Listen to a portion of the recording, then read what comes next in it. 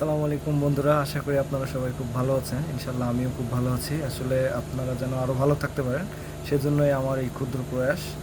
তো বিষয়টা হচ্ছে, আমরা আসলে বর্তমানে আমাদের কম্পিউটারের স্পিড বাড়ানোর জন্য অনেক সময় এসএসডি ব্যবহার করে থাকি। তো এসএসডিগুলোতে অনেক সময় অনেক প্রবলেম হয়। আমরা যেন পরবর্তীতে প্রবলেমগুলো না হয় এই জন্যই আমরা আপনাদের জাস্ট ওয়ার্ন করার জন্য আমার এই ভিডিও। যেমন দেখেন, এই এসএসডিটা এটা কিন্তু 240 জিবি দেখাচ্ছে, কিন্তু এটা আসলে আমাদের খুব দ্রুত নষ্ট হয়ে যাওয়ার সম্ভাবনা আছে।